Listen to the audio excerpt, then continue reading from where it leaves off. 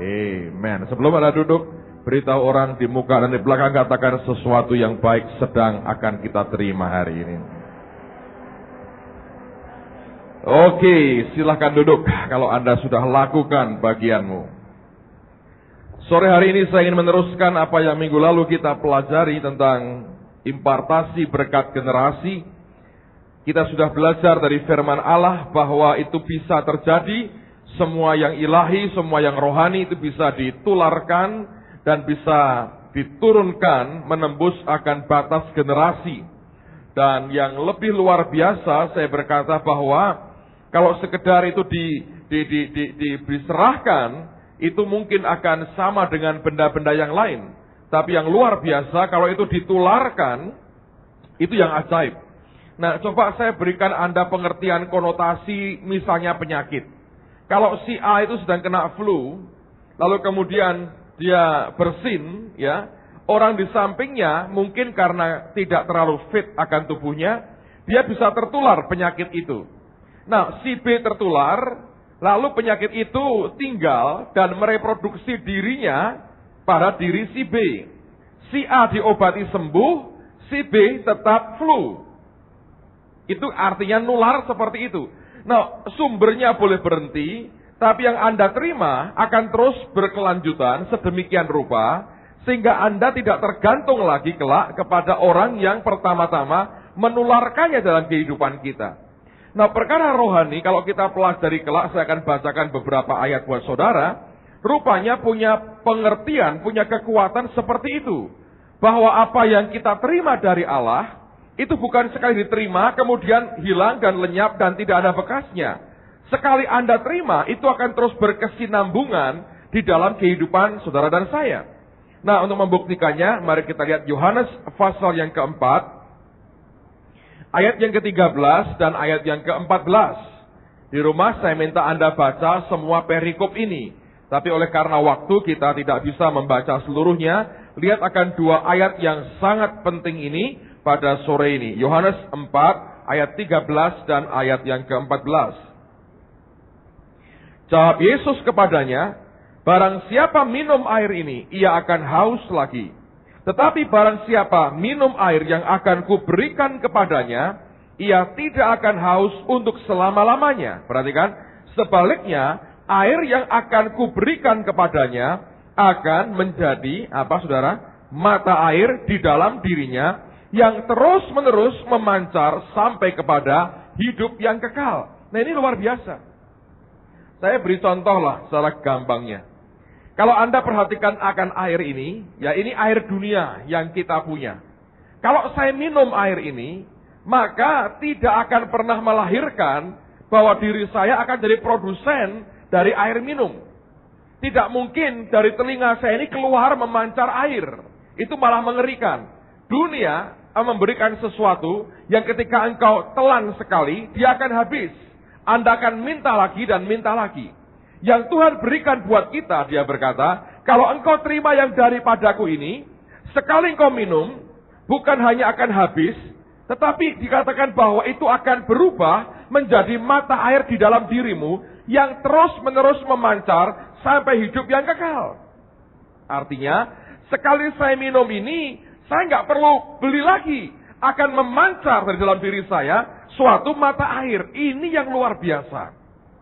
Dan kalau Anda bisa mempercayai itu, dan saya harap Anda bisa mempercayainya, kita bisa mengerti betapa pentingnya orang Kristen punya rasa haus dan lapar akan perkara-perkara yang rohani. Karena yang dari Allah sifatnya itu kekal. Sekali Anda terima, itu Anda akan terus-menerus menikmatinya sampai hidup yang kekal. Saya mau beri contoh bahwa semua itu bisa nular, bisa nurun, bisa memberikan pengaruh yang luar biasa kepada sekitar kita. Beberapa tahun yang lalu ketika dalam keadaan keuangan gereja kita ini berat sekali, semua yang bisa kami jual dijual, saudara, demi bayar utang waktu itu. Segala macam seng bekas, besi bekas, semua yang kita tahu tidak mungkin kepakai lagi kita jual. Waktu pembangunan, Anda mengerti bahwa daerah ini kita tutup bagian depan sana dengan beberapa seng.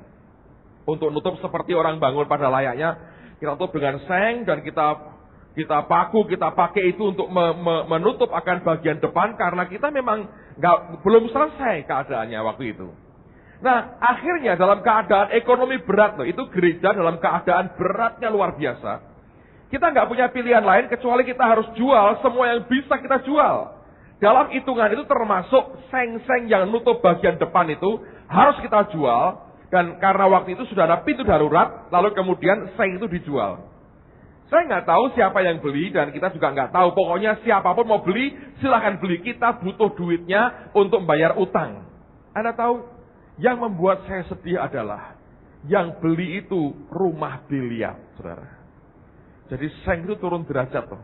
Dari tempat untuk rumah Tuhan, dari rumah biliar. Nah, saya kan tiap kali lewat situ, saya ingat, loh ini kan seng gereja. Hati saya sedih sekali. Waduh, malang nasib seng ini. Dari mulia ke hina sekali. Dari menutup rumah Tuhan, nutupi rumah biliar. Nah, Anda boleh percaya, boleh tidak. Bertahun-tahun itu seng merana di situ. Tapi saya mau beritahu saudara, Anda boleh berkata ini mistis Pak ini. Ini bukan rasional. Saya berkata dalam iman, dalam Tuhan itu kadang-kadang tidak rasional, itu betul sekali. Anda tahu apa yang terjadi? Rumah biliar itu sekarang ditutup, saudara. Dan lagi direnovasi. Saya mendapat informasi. Itu sebentar lagi akan dipakai gereja kebaktian, saudara. Kalau sengnya aja mengubah, loh. Loh ini kan ya, Pak. Kalau sengnya aja mengubah. Apalagi sumber yang nempel ke seng itu. Yesus Tuhan. Oh, Anda mau? Yang orang-orang yang belum bertobat tak taruh di tengah kerudung seng, saudara. Jadi pendeta semua, saudara. Tadi sore saya lihat itu barang karena sudah mulai dibongkari, sebagian seng itu masih nempel. Saya ngomong sama istri saya, ini dulu seng gereja. Saya kalau lihat tempat ini saya nangis, Tuhan, kita nggak punya duit, rumah biliar lebih punya duit. Akhirnya dibeli untuk nutupi mereka. Dan pada waktu sekian tahun kemudian saya melihat luar biasa, dicap bersih. Saya beritahu, Pak, nanti ada gereja akan pakai gedung ini untuk kebaktian. Jadi rumah biliar kalah sama seng bekas kita. Hati-hati. Tidak mengherankan Paulus itu pakaian dipotong-potong, saudara. Tempel orang sakit, orang kerasukan, bablas semua setani. Langsung, saudara, luar biasa. Nah, saya mau beritahu, di dalam Tuhan, kuasa Allah itu luar biasa. Siapa bilang berkat itu dimakan sendiri, saudara? Saya percaya satu diberkati, yang lain akan diberkati. Saya percaya berkat itu bisa nular. Di samping dia bisa nembus kepada generasi yang lain. Dan perkara-perkara rohani itu luar biasa. Memang betul. Don't limit God. Jangan dibatasi Tuhan kita. Nah, semua yang Allah sediakan di tengah-tengah kita, yang Anda lihat itu, saudara dan saya berhak untuk menikmatinya secara pribadi. Nah, cuman caranya apa? Kemarin saya beritahu. Yang pertama, minggu lalu saya beritahu, Anda harus punya kesanggupan secara mata rohani untuk bisa melihat dan mengingini akan perkara itu. Nah, yang kedua, dengarkan baik-baik, ini luar biasa. Coba buka Galatia pasal 3. Surat Galatia pasal yang ketiga, ayat yang ke-29. Alkitab berkata, dan jikalau kamu adalah milik Kristus, maka kamu juga adalah keturunan Abraham dan berhak menerima apa? Janji Allah. Janji Allah terhadap siapa? Terhadap Abraham pasti. Tapi bagaimana sampai kita bisa mendapatkan itu dari kenyataan? Itu kan baru titik pada hak. Sekarang bagaimana itu menjadi realita? Nah, lihat pada Roma pasal yang keempat. Roma pasal 4. Perhatikan pada ayat yang ke-16. Roma 4 ayat yang ke-16. Alkitab berkata, karena itulah kebenaran berdasarkan iman, supaya merupakan kasih karunia, sehingga janji itu berlaku bagi semua keturunan Abraham, bukan hanya bagi mereka yang hidup dari hukum Taurat, tapi juga bagi mereka yang hidup dari iman Abraham. Sebab Abraham adalah bapak kita semua. Jadi untuk terima janji Allah kepada Abraham, kita punya hak. Tapi untuk jadi realita kehidupan kita, kita mesti punya imannya Abraham. Nah, dengan kata lain Anda harus belajar begini. Kalau kita ingin terima akan impartasi berkat generasi, terutama apa yang Allah berikan buat gereja kita ini, maka Anda mesti punya cara hidup, punya sikap hati, seperti yang gereja ini punya pada umumnya. Dengan demikian Anda akan menerima apa yang kita semua nikmati. Kalau tidak, nggak ada gunanya. Itulah sebabnya betapa pentingnya kita terhisap, Anda semua terhisap dengan begitu rupa, sampai Anda ngerti ini hatinya seperti apa. Nah, hati seperti itu, iman seperti itulah yang engkau ikuti. Kalau Anda mengikutinya, akibatnya Anda terima yang sama seperti yang dinikmati hari ini. Kalau nggak mungkin, saudara. Nangkap ya, saya berharap ini Anda bisa ngerti. Karena itu tidak ada cara lain. Orang kalau masuk gereja lokal, Anda harus terhisap di dalamnya dengan baik. Sehingga Anda mengerti betul, ini sebetulnya ini urat-urat di dalamnya ini apa. Yang membuat seperti ini itu apa, itu mesti didalami sampai Anda ngerti. Ini loh bagian yang paling kuat di tengah-tengah gereja ini. Nah, kalau Anda bisa ikuti alurnya itu, saudara akan bisa menikmati akan perkara yang sama yang sedang kita nikmati pada hari ini. Luar biasa kalau Anda bisa nangkap ini. Dan saya berdoa kita semua bisa mengerti akan semuanya itu. Jadi kalau Anda bisa nangkap ya, sebetulnya Allah itu sediakan perkara yang luar biasa buat kita. Dan saya berdoa supaya kita bisa nangkap dengan roh kita. Nah, hal berikutnya yang penting adalah, sebetulnya dengarkan baik-baik, ini hal subjek yang sangat vital yang saya mau tekankan pada hari ini adalah soal kerendahan hati, saudara. Anda tidak bisa menerima apapun dengan sikap hati yang tidak benar di hadapan Tuhan. Nah, sekarang ini banyak orang berlomba-lomba ingin jadi yang terkemuka, yang paling hebat. Ya, penyakit dari para murid Tuhan sampai hari ini juga dialami oleh banyak orang. Mereka bertanya, siapa terbesar di antara kami? Siapa paling hebat di antara kami? Dari dulu mereka sudah berantem soal siapa terbesar. Anda kalau ketemu dengan orang yang ingin tanya siapa terbesar, lebih baik berkata, Anda yang terbesar, kami yang terkecil. Lebih baik begitu. Ribut soal begituan tidak ada untungnya. Malah akhirnya hancur semuanya. Nah, saya belajar, kerendahan hati merupakan faktor yang tidak boleh kita abaikan. Nah, mari kita lihat sekarang Mazmur 133. Kita sering nyanyikan lagu ini, kita sering menghafalkan ayatnya, tapi kita seringkali tidak pernah bisa memahami utuh apa yang Tuhan mau sampaikan. Mazmur 133 ayat yang pertama sampai dengan ayat yang ketiga. Alkitab berkata begini, nyanyian ziarah Daud. Sungguh alangkah baiknya dan indahnya apabila saudara-saudara diam bersama dengan rukun. Seperti minyak yang baik di atas kepala meleleh ke janggut, yang meleleh ke janggut Harun dan meleleh ke jubahnya. Seperti embun gunung Hermon yang turun ke atas gunung-gunung Sion. Sebab kesanalah Tuhan memerintahkan berkat kehidupan untuk selama-lamanya. Nah, dengerin saya baik-baik, saudara. Kalau Anda mau terima berkat yang di atas, dengan cara engkau berkata bahwa siapa yang paling hebat di antara kita, siapa yang terbesar di antara kita. Kalau Anda mencoba untuk mendongakkan kepalamu ke atas, engkau berkata, aku mau yang di atas itu. Kalau Anda naik begini, berkat yang engkau terima hanya embun. Kenapa? Di puncak gunung Hermon itu hanya adanya apa, saudara? Embun. Kalau Anda merendahkan dirimu, engkau tersungkur di bawah, dan engkau sampai ke titik lembah, embun yang di atas gunung Hermon itu akan turun, dan pada waktu di bawah di lembah, dia akan menjadi sungai Yordan. Kalau Anda haus, Anda mencoba untuk buka mulutmu sepanjang malam, di puncak gunung Hermon, Anda hanya akan terima embunnya. Kalau Anda haus, Anda tersungkur di bawah kaki Tuhan, merendahkan hatimu di hadapan Tuhan. Kerendahan hati itu membuat engkau mendapatkan air sungai Yordan yang di bawah. Dan di sini banyak orang Kristen, banyak hamba Tuhan, kebalik cara melihatnya. Kita mencoba berlomba untuk tampil sebagai yang terbaik. Mencoba memberikan impresi kepada orang lain bahwa we are the best. Saya berkata itu salah sebetulnya.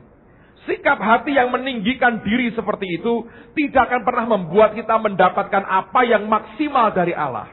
Kalau Anda ingin terima impartasi, bukan di atas tempatnya, tapi di bawah.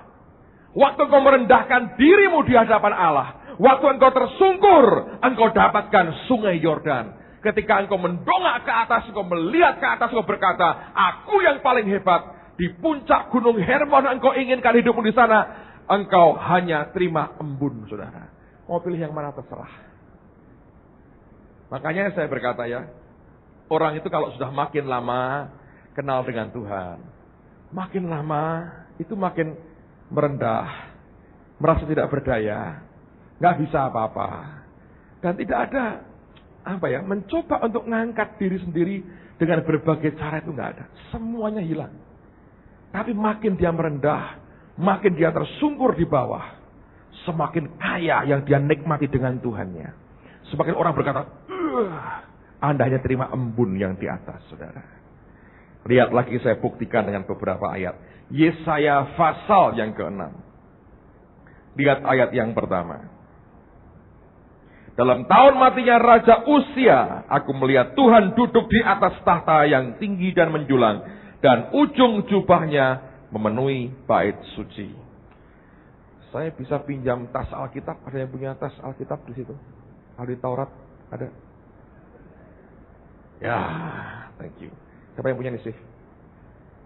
Oke. Nah, saya mau beritahu Anda nih. Ya, dengar Bapak. Anda lihat lagi ayat ini. Dengar itu. Saya pakai bendera Indonesia lah. Kalau ini adalah Allah, ya. Contoh aja lah. Itu bagian kepala. Ini jubahnya. Yesaya berkata, pada tahun matinya Raja Uzia, aku melihat Allah duduk di atas tahta yang tinggi menjulang. Lalu ujung jubah. Jubah itu turun ke bawah atau naik ke atas, saudara? Bawah ya. Supaya kita punya pemikiran yang sama. Siapa tahu orang berkata, jubahnya begini Pak. Nah itu lain lagi, saya nggak tahu lah kalau begitu. Ujung jubahnya. Kalau ini bait Allah nih saudara ya. Ujung tuh mana? Ini kan? Ya, right? Ujung kan? Ujung jubah ini memenuhi akan bait Allah. Nah,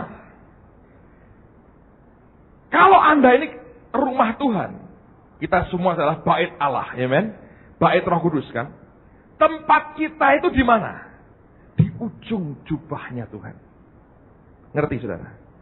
Jadi kalau Anda begini-begini, di bagian lehernya Tuhan, nggak dapat apa-apa.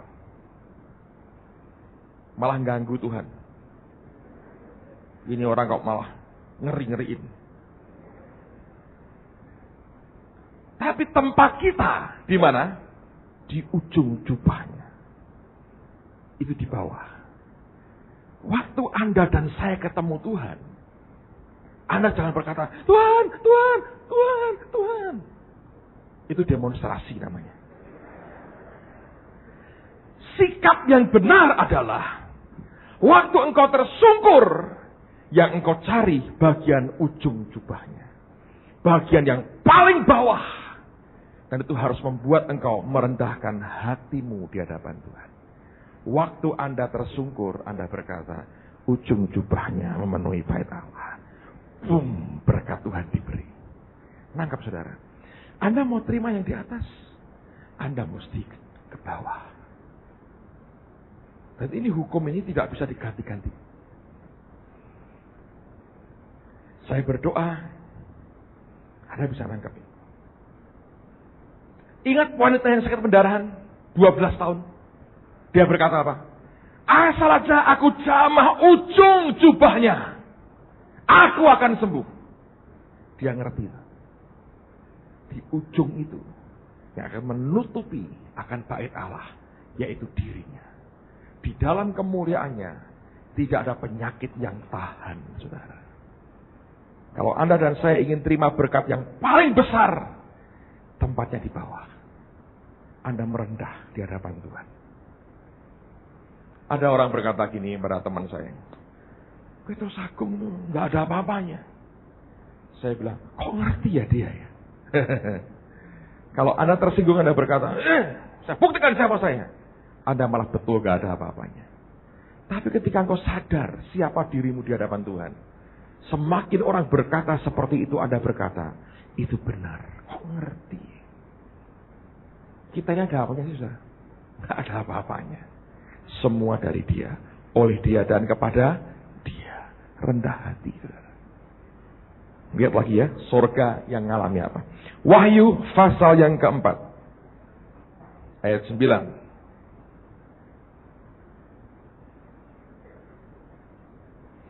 Ada yang bawa topi di sini? Ada? Boleh saya pinjam sebentar? Atau adakah topi di belakang atau di atas atau di luar? Pak Satpam, kita punyakah topi bisa dipinjam? Bisa cariin topi. Kalau ada topi akan sangat nolong untuk Anda lihat sesuatu yang baik. Wahyu pasal 4. Wahyu pasal 4. Lihat ayat 9. Dan setiap kali makhluk-makhluk itu mempersembahkan puji-pujian dan hormat dan ucapan syukur kepada Dia yang duduk di atas tahta itu dan yang hidup sampai selama-lamanya. Maka tersungkurlah ke-24 tua-tua itu di hadapan Dia yang duduk di atas tahta itu, dan mereka menyembah Dia yang hidup sampai selama-lamanya.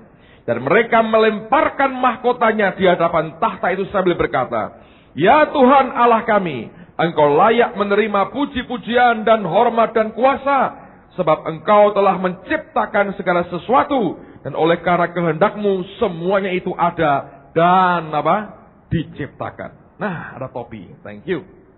Saya butuh sukarelawan, dua orang. Saya mau jadi diri dari Tuhan, gak enak lah. Yang pakai dasi jadi Tuhan. Nah, ini Allah. Ini 24 tua-tua. Mahkota ini. Mahkota. Nah, dengar dia. Watch. Perhatikan. Alkitab berkata pada ayat yang ke-9. Coba baca kalimat pertama. 2, 3. Dan berhenti. Setiap kali. Artinya bukan hanya sekali. Tapi itu setiap kali. Artinya berulang-ulang. Sesuatu yang continuous. Yang terus-menerus dibuat. Nangkap saudara? Kalau saya bertanya, siapa yang ingin terima mahkota dari Allah kelak dalam hidupnya? Angkat tangan tinggi-tinggi. Dengar baik-baik. Selama kau di dunia, seringkali Allah sudah berikan mahkota tertentu dalam hidupmu. Ada a certain kind of glory. Ada tingkat kemuliaan tertentu yang sudah Dia berikan buat kita. Nah, sekarang dengar baik-baik. Lihat, ini setiap kali. Setiap kali makhluk itu memperdengarkan suaranya. Maka 24 tua-tua ini tersungkur. Lalu kemudian, apa yang dia buat? Dia lemparkan mahkotanya. Lemparin. Nah, Alkitab tidak berkata hanya sekali.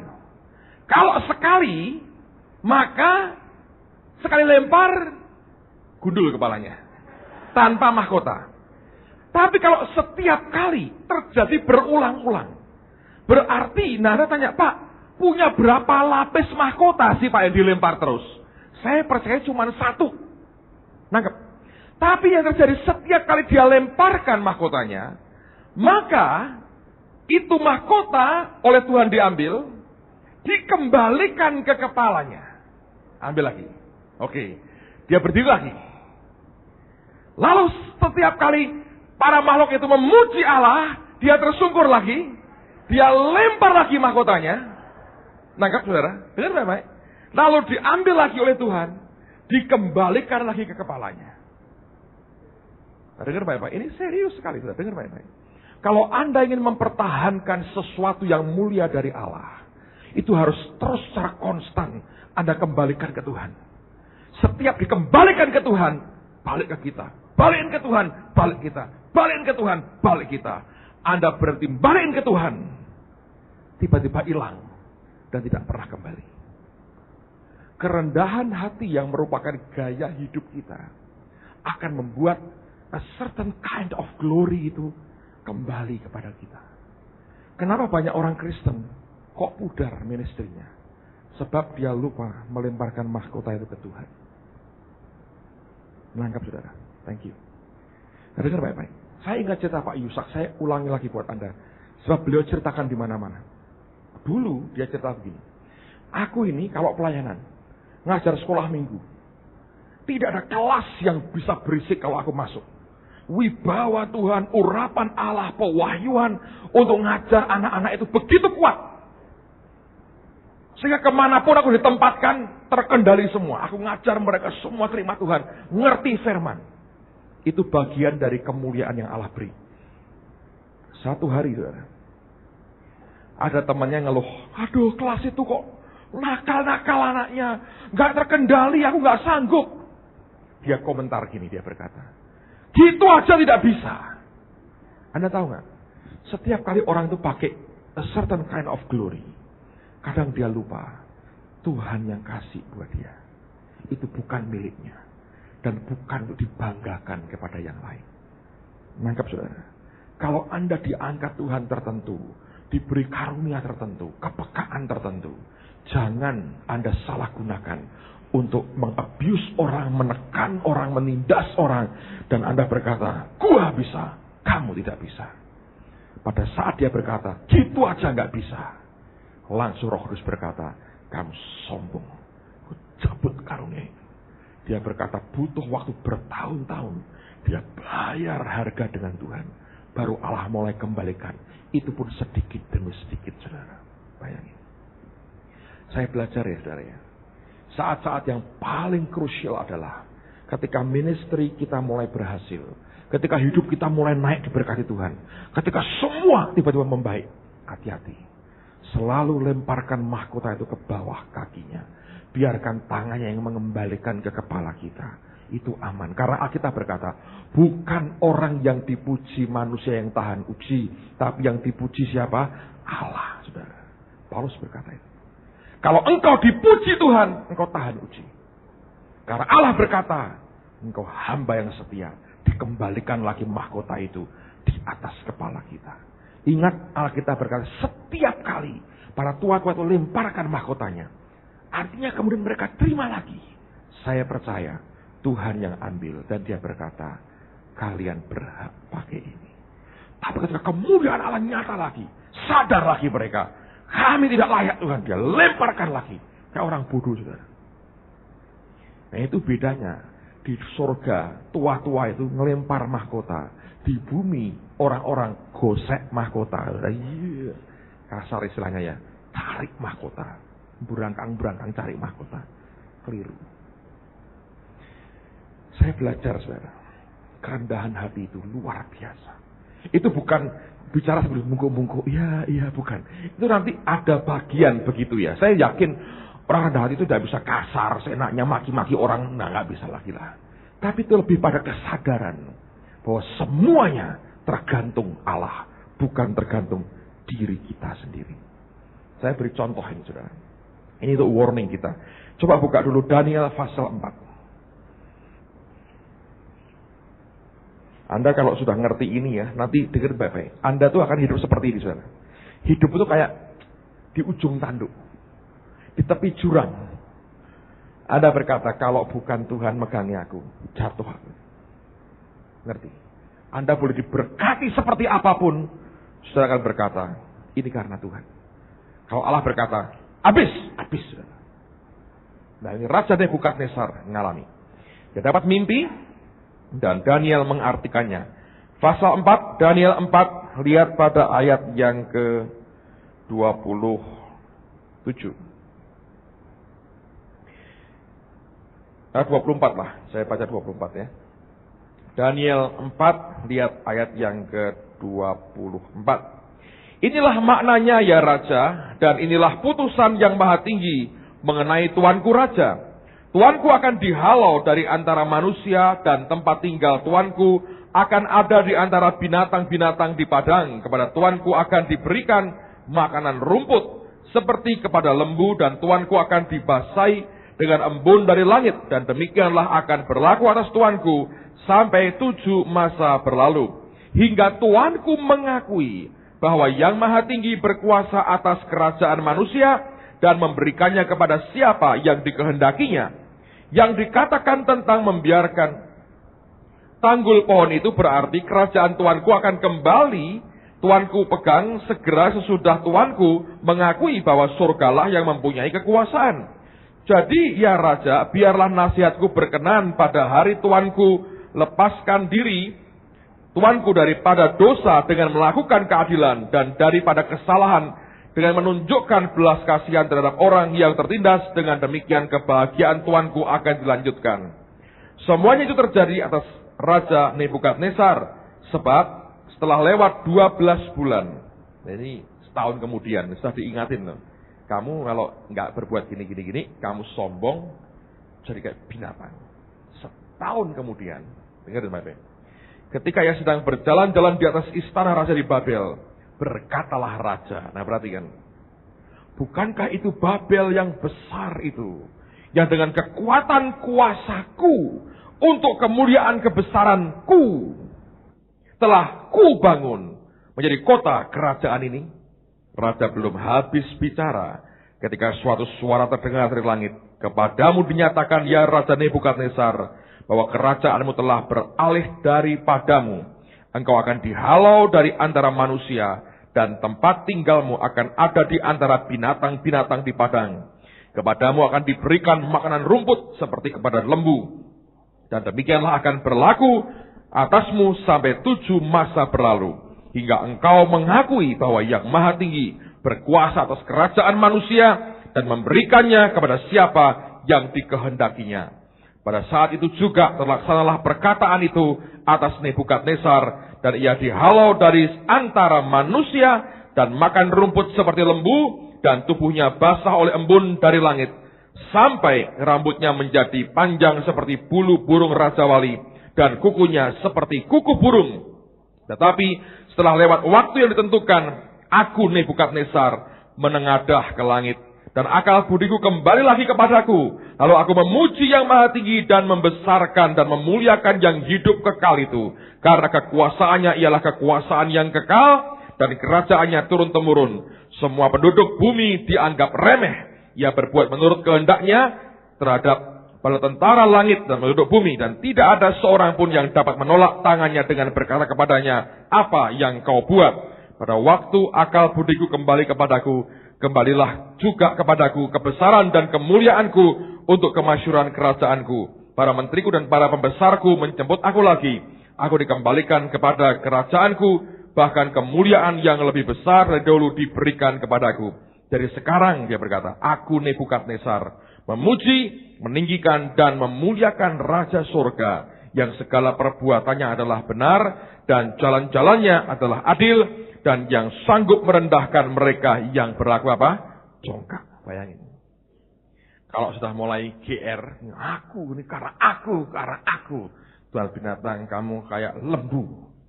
Jadi binatang, saudara. Bayangin. Kerendahan hati itu yang paling berkenan di hadapan Allah. Amen, saudaraku. Lihat sekarang lagi ya, Markus pasal 7. Berikan beberapa contoh supaya Anda ngerti akan firman ini, masuk di rohmu. Markus 7, lihat ayat yang ke-24. Ini ayat yang saya suka sekali karena memberikan contoh yang baik tentang kerendahan hati. Lalu Yesus berangkat dari situ dan pergi ke daerah Tirus. Ia masuk ke sebuah rumah dan tidak mau bahwa ada orang yang mengetahuinya, tetapi kedatangannya tidak dapat dirahasiakan. Malah seorang ibu yang anaknya perempuan kerasukan roh jahat segera mendengar tentang dia, lalu datang dan tersungkur di depan kakinya. Perempuan itu seorang Yunani, bangsa Sirofenisia, yang memohon kepada Yesus untuk mengusir setan itu dari anaknya. Lalu Yesus berkata kepadanya, biarlah anak-anak kenyang dahulu, sebab tidak patut mengambil roti yang disediakan bagi anak-anak dan melemparkannya kepada anjing. Tetapi perempuan itu menjawab, benar Tuhan, tetapi anjing yang di bawah meja juga makan remah-remah yang dijatuhkan anak-anak. Maka kata Yesus kepada perempuan itu, karena kata-katamu itu, pergilah sekarang sebab setan itu sudah keluar dari anakmu. Perempuan itu pulang ke rumahnya, lalu didapatinya anak itu berbaring di tempat tidur, sedang setan itu sudah keluar. Ini kerendahan hati, saudara. Kerendahan hati yang luar biasa. Anda tahu diomongin anjing. Kamu ini anjing. Kalau kita diomongin, oh, anjing ngamuk. Gak dianggap aja ngamuk. Kerendahan hati itu, saudara. Kerendahan hati. Saya diajar Tuhan banyak lewat ini, saudara. Karena diberi saat dimana rasa percaya diri saya hilang, saudara. Betul. Saya ini jujur, saya ini kadang-kadang saya nggak punya self confident lagi kadang-kadang dalam urusan pekerjaan Allah terutama. Bayangin, Allah kalau gosok tuh gini, tak ceritain tuh. Seminar di Jakarta misalnya, pernah seminar.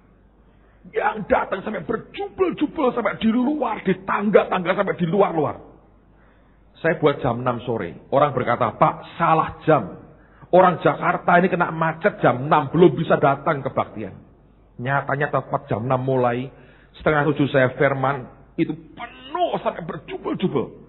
Allah memberkati luar biasa. Kalau Anda sudah begitu kan, Anda akan punya confidence. Wah, kalau aku seminar, ya datang banyak berjubel-jubel. Sekian waktu kemudian dibuat seminar. Dimasukin koran Suara Pembaruan berapa kali? 2 kali. Dimasukin koran itu kan bukan hanya Jakarta dengar, se-Indonesia dengar. Sewain hotel, ballroomnya gede disewa.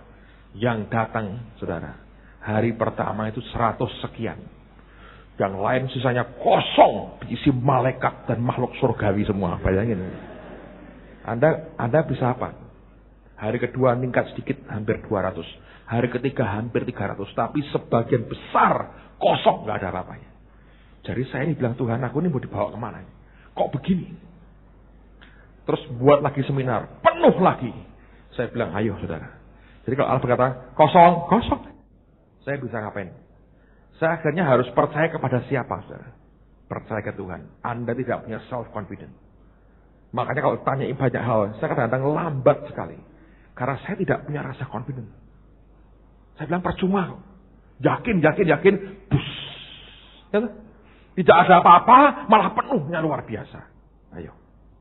Dengan apa lagi ukuran yang saya bisa pakai? Nggak ada. Tapi ujungnya ngajari saya apa? Bergantung total hanya kepada Yesus. Kalau dia mau beres, dia nggak mau, saya nggak bisa apa-apa. Kalau dia mau berkati saya luar biasa, bisa. Kalau enggak, bisa apa? Jangan Anda pikir ya, orang kayak kelasnya Benny Hinn. Kalau KKR di Amerika mesti penuh sesat. Tidak, saudara. Beberapa orang yang pernah jadi ushersnya ngomong, kadang-kadang Pak, itu betul-betul separuh kosong. Bayangin, Benny Hinn separuh kosong. Tuhan hanya mau berkata, semua itu aku. Kalau aku bilang, tidak ada yang datang, cuma 2 orang. Lu mau apa? Lu stadion gede 2 orang datang, saudara. Bisa nggak? Bisa banget. Ayo. Dalam hidupmu kan sama. Anda merasakan habis ini SMA, mau begini.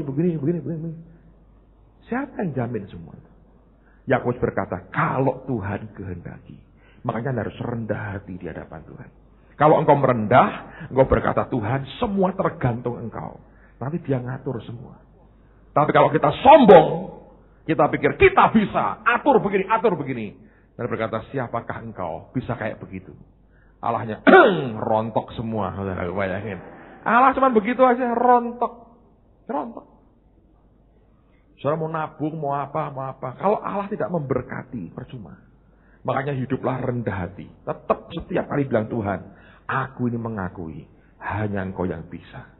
Apapun hari depan lu, kerjaan semuanya. Kalau engkau tidak berkati, nggak ada gunanya. Makanya selalulah cari perkenan dia. Senangkan hatinya, berkenan kepadanya. Begitu dia berkenan, beres saudara. Anda tidak perlu kerja keras. Allah berkenan, semua diatur Tuhan. Tapi kalau tidak, engkau tidak berkenan kepada Allah, saya berkata, saya nggak tahu lah, akan jadi seperti apa. Oke? 1 Petrus pasal yang kelima. Lihat lagi akan ayat ini. 1 Petrus pasal yang kelima. 1 Petrus pasal 5 ayat 5 dan ayat yang ke-6. Kita berkata, demikian jugalah kamu, hai orang-orang muda. Tunduklah kepada orang-orang yang tua.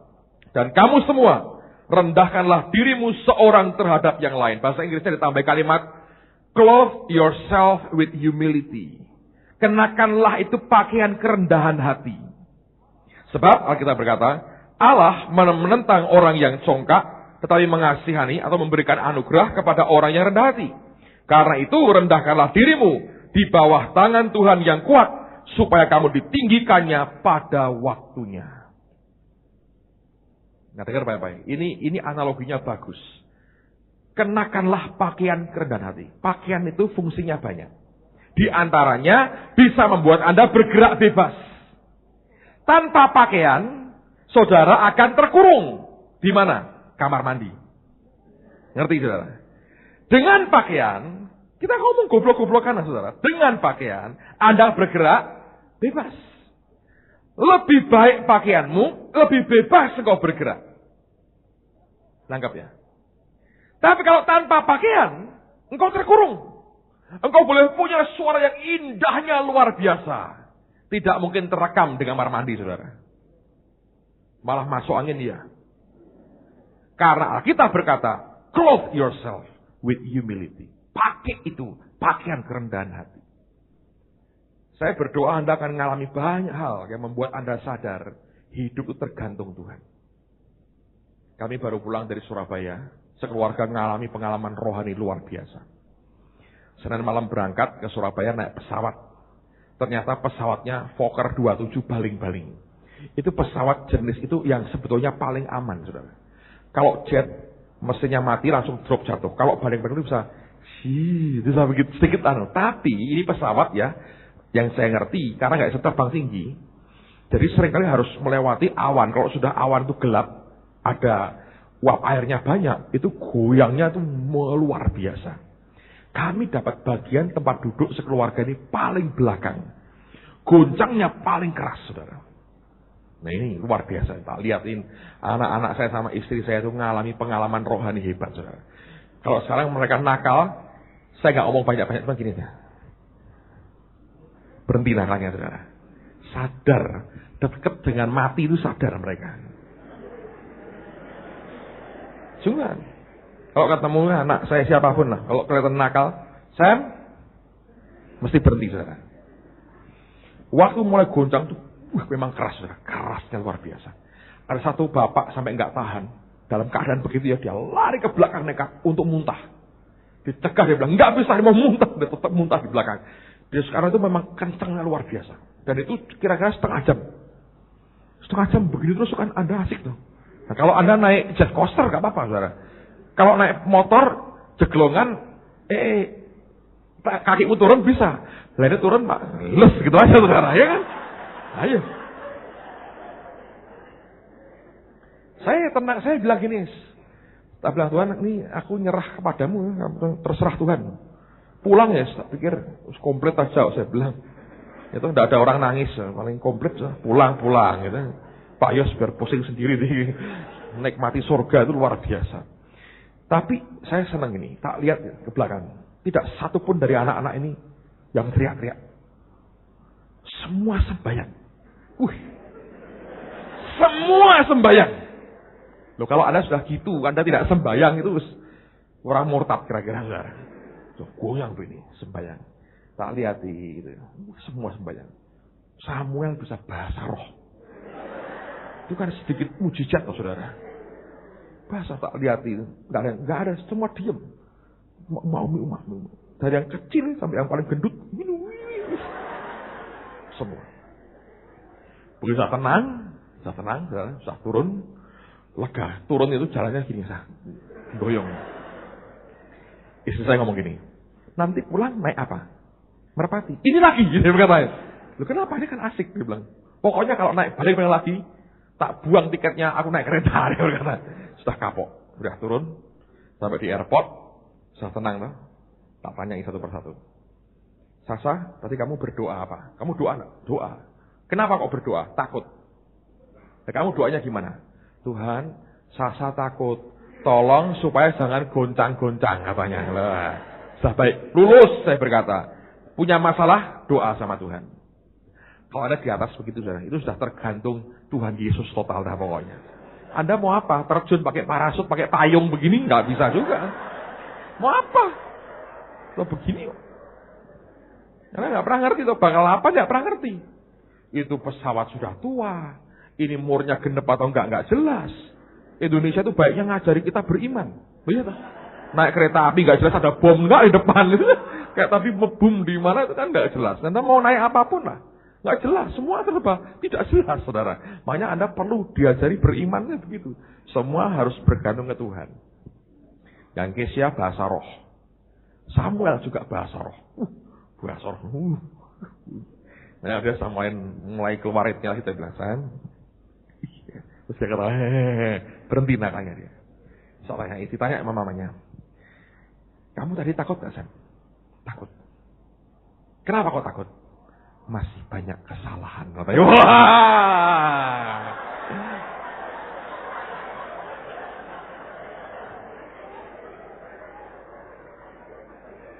Lumayan, saya bilang, lumayan. Loh, ya toh? Nanti enggak berhenti nakanya, ajakin naik pesawat terbang lagi. Yang gituan lagi. Supaya bertobat. Itu kan tempat bagus untuk penginjilan. Dia langsung sadar. Ayo. Masih banyak kesalahan katanya. Tapi itu betul-betul buat mereka traumatik sekali. Tapi saya belajar ya, orang harus dengan berbagai cara, Tuhan akan didik kita, saudara. Untuk kita ini hidup bergantung ke Tuhan sebenarnya. Amen, saudara. Ada titik di mana kita nggak bisa berbuat banyak. Oleh karena itu, kenakanlah pakaian kerendahan hati. Saudara, nggak usah gembedi, tidak usah kemelintinan dengan orang. Kita rendah hati aja. Semua itu dari Dia. Kita bisa ngapain? Kita nggak bisa apa-apa. Hidup kita total tergantung Tuhan.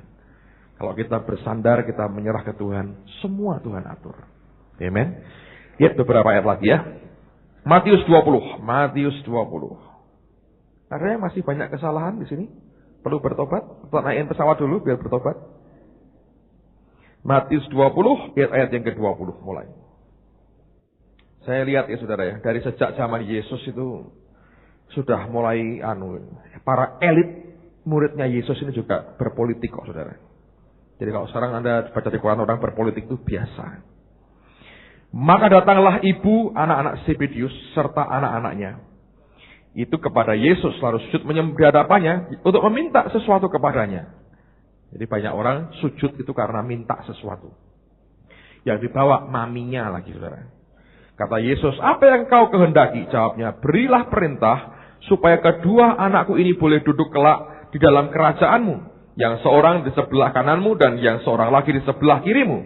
Tetapi Yesus menjawab katanya, kamu tidak tahu apa yang kamu minta. Dapatkah kamu meminum cawan yang harus kuminum? Kata mereka kepadanya, kami dapat. Yesus berkata kepada mereka, cawanku memang akan kamu minum, tetapi hal duduk di sebelah kananku atau di sebelah kiriku, aku tidak berhak memberikannya. Itu akan diberikan kepada orang-orang bagi siapa Bapakku telah menyediakannya. Mendengar itu, marahlah ke-10 murid yang lain kepada kedua saudara itu. Tetapi Yesus memanggil mereka lalu berkata, kamu tahu bahwa pemerintah-pemerintah bangsa-bangsa memerintah rakyatnya dengan tangan besi dan membesar-membesar menjalankan kuasanya dengan keras atas mereka. Tidaklah demikian di antara kamu. Barang siapa ingin menjadi besar di antaramu, hendaklah ia menjadi pelayanmu. Dan barang siapa ingin menjadi terkemuka di antara kamu, hendaklah ia menjadi hambamu. Sama seperti anak manusia datang bukan untuk dilayani, melainkan untuk melayani dan untuk memberikan nyawanya menjadi tebusan bagi banyak orang. Cara untuk ke atas itu ke bawah, saudara. Saya baru baca tulisannya John Evans ini dalam Debt Free Army magazine-nya. Dia tulis bagus sekali. Dengerin baik-baik. Kata politik itu dari kata bahasa Latin sebetulnya yang punya dua kata berbeda, poli dan tix. T-I-C-S, tix, poli dan tix. Kata poli itu artinya many, banyak. Tapi tix dalam bahasa Latin itu artinya blood sucker creatures, makhluk penghisap darah. Jadi politik itu berbagai cara untuk menghisap darah. Ini Yohanes Yakobus pakai maminya, menghisap darah. Ada berbagai cara untuk kepentingannya sendiri. Ngerti saudara? Dan berkata, nggak bisa pakai itu. Dia bilang, jadi hamba, jadi pelayan, tulus di bawah, rendah hati, tergantung kepada Tuhan sepenuhnya. Engkau akan ditinggikan pada waktunya. Ayat yang terakhir, saya harap ini jadi berkat luar biasa. Lihat pada Matius 5 pasal yang ke-11. Pasal 12. Matius pasal yang ke-12. Lihat ayat 15b. Anda akan belajar tentang bagaimana sikap Yesus. Banyak orang mengikuti Yesus dan ia menyembuhkan mereka semuanya. Ia dengan keras melarang mereka memberitahukan siapa dia. Supaya genaplah firman yang disampaikan oleh Nabi Yesaya. Lihatlah itu hambaku yang kupilih, yang kukasihi, dan yang kepadanya jiwaku berkenan. Aku akan menaruh rohku ke atasnya dan ia akan memaklumkan hukum kepada bangsa-bangsa. Nah, perhatikan bagaimana caranya dia menyampaikan hukum Tuhan. Ya, tidak akan berbantah dan tidak akan berteriak. Dan orang tidak akan mendengar suaranya di jalan-jalan. Buluh yang patah terkulai tidak akan diputuskannya. Dan sumbu yang pudar nyalanya tidak akan dipadamkannya. Sampai ia menjadikan hukum itu apa saudara? Menang. Dan padanya lah bangsa-bangsa akan apa? Berharap. Anda tahu cara Yesus? Dia nggak teriak-teriak. Dia nggak berbantah-bantah. Tapi dia tunjukkan kerendahan hati dan belas kasihan yang luar biasa. Apa yang dia buat saudara? Buluh yang terkulai tidak dipatahkan. Karena kita ini nggak sabar dengan orangnya. Ini seperti buluh terkulai, potong aja, buang, cabut, bakar. Alkitab berkata, sumbu yang pudar nyalanya. Sebenarnya bukan pudar. Tapi kalau Anda mau tahu ini bahasa aslinya begini saudara. Anda nyalakan lilin di rumah, ya lilin, setelah nyala, tiup, mati kan? Ketika mati, Anda lihat ada titik api kecil, titik aja, dan keluar asapnya. Dan ini sumbu yang begitu. Itu sumbu dengan tangan mati saudara. Itu bahasa Jawanya masih diopeni sama Tuhan, masih diurus saudara. Kalau enggak orang rendah hati, enggak mungkin. Karena itulah dia berkata, dan kepadanya lah bangsa-bangsa akan berharap. Hari ini Tuhan cari orang yang mau punya pakaian kerendahan hati saudara. Yang masih bisa berkata, Tuhan ini sumbu yang sudah tinggal asapnya keluar. Cuma api titik satu aja. Orang berkata nggak ada gunanya lagi. Matikan dengan tangan habis. Tapi kalau Anda ngerti anugerah Tuhan, kerendahan hati Allah, itu membuat kita akan menikmati apa yang dinikmati oleh Tuhan. Amen, saudara.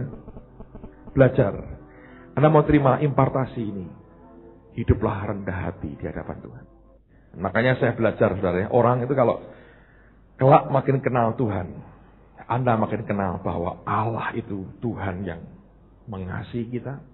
Tapi juga Allah itu Allah yang mau mengajar kita hidup dalam kerendahan hati di hadapannya. Matius 11 sebagai ayat yang terakhir sebelum kita berdoa sama-sama. 28. Marilah kepadaku semua orang yang letih lesu dan berbeban berat. Aku akan memberikan kelegaan kepadamu. Pikulah kuk yang kupasang dan apa saudara? Belajarlah padaku karena aku lemah lembut dan rendah hati. Dan jiwamu akan mendapat apa? Ketenangan. Sebab kuk yang kupasang itu enak. Dan bebanku pun ringan. Saudara, tidak ada orang super di muka bumi ini. Kalau Anda lihat orang berhasil itu karena anugerah Tuhan dalam hidupnya.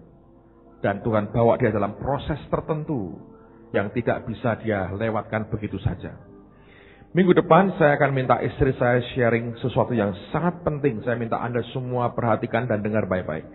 Saya minta dia untuk bicara terbuka apa adanya. Anda mungkin akan kaget dengar apa yang istri saya alami dalam proses pergulatan dengan Tuhan. Tapi saya minta dia cerita apa adanya supaya kita semua mengerti kami ini bukan orang super.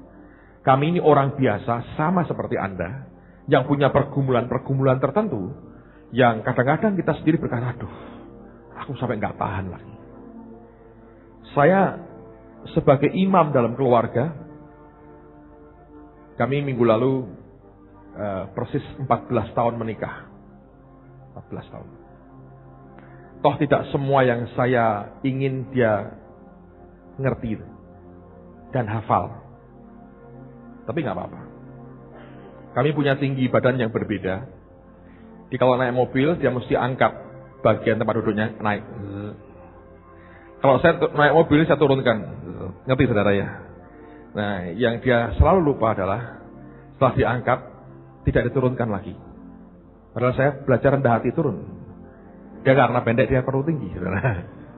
Nah, kalau saya naik di tempat yang tidak diturunkan, saya mesti melintir-melintir begini. Saudara. Saya sudah ngomong hampir setahun, saya bilang, dia belum ingat, tolong didoakan supaya ingat sejak hari ini. Well, tapi saya mengasihi dia. Nah, ini istri yang terbaik yang Tuhan berikan. Dan saya cerita sedikit ya, saudara ya.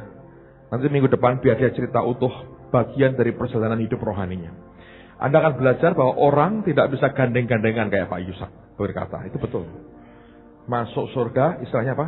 Dewi-dewi ya, dewek-dewek katanya dia. Betul itu, saudara. Pergumulan yang dia alami, saya hanya bisa membantu meringankan dalam batas tertentu. Tapi kalau Allah sedang ngejar dia untuk breakthrough tertentu, suaminya pun nggak bisa berbuat banyak, saudara. Serius. Saya ini sudah bertahun-tahun, saya tidak pernah marah dengan dia. Saya bertanya dia. Tapi hari itu Tuhan berkata, Roh Kudus berkata gini, kamu harus bertindak sekarang. Karena dia sudah titik yang sangat berbahaya sekali. Dia bisa menyentuh bagian yang tidak boleh dilanggar di hadapan Tuhan, karena bisa bahaya besar. Dan saya diberitahu bahayanya yang mungkin terjadi. Saya belum pernah cerita dengan dia. Nanti ceritain supaya dia ngerti. Dan Tuhan berkata, kamu cepat omong dia. Dan pada saat Roh Kudus berkata begitu, itu adalah luapan. Saya baru ngerasain namanya, Anda tahu kemarahan yang ilahi, bukan dengan emosi, dengan teriak-teriak. Tapi Anda ngomong tegas, Anda ngomong tajam, Anda ngomong firman straight ke hati. Dan saya bersyukur dia dengar baik. Dia lari ke ruang doa, dia sembahyang. Dan Tuhan selesaikan akan pergulatannya. Dan dalam waktu relatif singkat, saudara, itu pertolongan Tuhan berlaku cepatnya luar biasa. Semua orang punya pergumulan. Saya minta dia saksikan minggu depan dalam kebaktian. Soalnya karena saya ingin Anda semua mengerti bahwa tidak ada orang super. Semua kita mesti melewati itu. Kalau saya katakan semua tergantung Tuhan, iya tergantung Tuhan. Itu bagian dari apa yang kami keluarga lewati. Kami bukan keluarga super yang perfect. Nobody's perfect. Tapi kami mau melewati seperti yang Tuhan mau kami lewati. Anda pun melewati akan proses yang berbeda. Ya, kita bervariasikan berbeda-beda macamnya. Tapi ingat kita punya Allah yang sama. Yang juga baik dengan kami dan baik dengan Anda. Nah, oleh karena itu saya minta Anda minggu depan dengar baik-baik. Karena ini penting sekali buat kehidupan rohani saudara. Nanti Anda akan belajar banyak. Dari pengakuan jujur yang dia alami, Anda akan kaget kok sampai segitu ya dengan Tuhan. Di tengah-tengah semuanya. Dan ternyata kalau Anda mau jujur, hampir semua orang Kristen sama sebetulnya. Kalau Anda berhadapan dengan sesuatu yang engkau tidak bisa atasi, waduh, saya nggak tahu lagi. Tapi dengar baik-baik saudara. Dengan apa yang disaksikan, saya yakin Anda akan punya understanding dan Anda akan ditolong untuk bisa Anda lewati proses dalam hidupmu dengan berkemenangan dalam Tuhan. Amen, saudara. Siapa percaya kita punya Allah yang baik? Mari berdiri bersama-sama. Berapa anakmu merasa sedang hidup dalam keadaan direndahkan hari ini? Tapi kami ingin berkata, Tuhan, aku tidak akan berontak. Kami tidak akan berontak. Kami tidak akan berontak. Apapun yang kami alami, aku tidak akan berontak. Karena ini mendidik aku untuk rendah hati di hadapan-Mu, Tuhan. Kami mengakui kami tidak ada apa-apanya, Tuhan. Kami bukan orang hebat, kami bukan siapapun. Kami hanya hamba-Mu. Kami hanya hamba yang tidak berguna, kami hanya melakukan apa yang harus kami lakukan. Tuhan, Engkau berikan anugerah, supaya pakaian kerendahan hati itu boleh kami terima pada saat ini. Terima kasih Tuhan, terima kasih. Terima kasih untuk proses yang boleh kami lewati hari ini. Terima kasih untuk semua proses yang sedang kami lewati. Kami berdoa anugerah-Mu turun, membuat kami lewat dan lulus dengan semuanya dengan baik, dan memperkenankan hati-Mu Tuhan. Hamba berdoa Engkau pegang tangan anak-anak-Mu satu demi satu, dan Engkau Tuhan yang memberkati mereka, dan Engkau Tuhan yang tidak akan melepaskan mereka sampai selama-lamanya. Bawa supaya mereka boleh hidup dalam kerendahan hati yang terus-menerus di hadapan Allah. Dan kami tahu sesuatu yang baik sedang Engkau kerjakan di tengah-tengah kami. Kami tahu ujungnya adalah kemuliaan surgawi. Beri kami belajar terus melemparkan mahkota kami, Tuhan. Dan dengan demikian setiap kali Engkau yang mengenakannya kembali kepada kami. Karena Engkau berkenan dengan sikap hati kami yang tulus dan rendah hati di hadapan-Mu. Bapa, berikan impartasi berkat ini di tengah-tengah kami pada malam hari ini dalam nama Tuhan Yesus. Dalam nama Tuhan Yesus. Dalam nama Tuhan Yesus. Berkati umat-Mu Tuhan. Berkati dalam anugerah Allah yang besar. Dan sebentar kami juga akan menyembah Engkau dengan harta kami. Kami kembalikan perpuluhan kami bayar nasar kami berikan syukur kami. Engkau telah mengajar kami begitu rupa kami mau berikan yang terbaik bagimu Tuhan hari ini. Untuk kemuliaan nama-Mu. Demi nama Tuhan Yesus. Dan semua kita berkata, amin. Silakan duduk sebentar, saudara.